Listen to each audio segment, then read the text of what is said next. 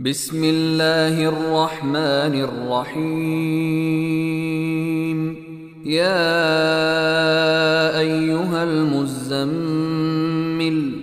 قم الليل إلا قليلا نصفه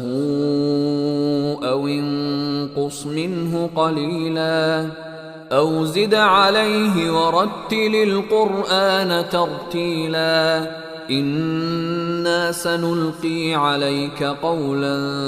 ثقيلا إن ناشئة الليل هي أشد وطئا وأقوم قيلا إن لك في النهار سبحا طويلا واذكر اسم ربك وتبتل إليه تبتيلا رب المشرق والمغرب لا إله إلا هو فاتخذه وكيلا واصبر على ما يقولون واهجرهم هجرا جميلا وذرني والمكذبين أولي النعمة ومهلهم قليلا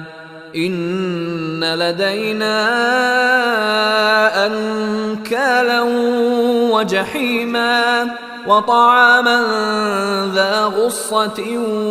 وعذابا أليما يوم ترجف الأرض والجبال وكانت الجبال كثيبا مهيلا إنا أرسلنا إليكم رسولا شاهدا عليكم كما أرسلنا إلى فرعون رسولا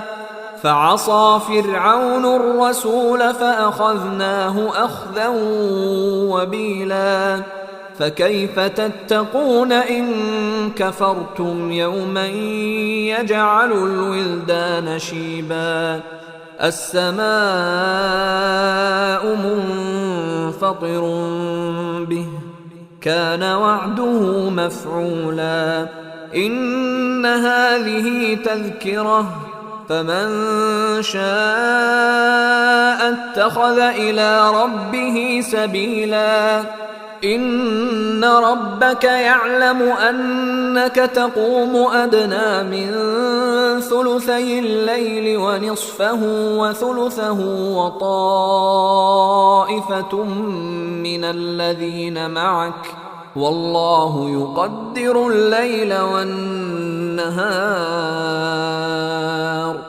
علم أن لن تحصوه فتاب عليكم فاقرؤوا ما تيسر من القرآن علم أن سيكون منكم مرضى وآخرون يضربون في الأرض يبتغون من فضل الله وآخرون يقاتلون في سبيل الله فاقرؤوا ما تيسر منه وأقيموا الصلاة وآتوا الزكاة وأقرضوا الله قرضا حسنا وما تقدموا لأنفسكم من خير تجدوه عند الله هو خيرا وأعظم أجرا واستغفروا الله إن الله غفور رحيم.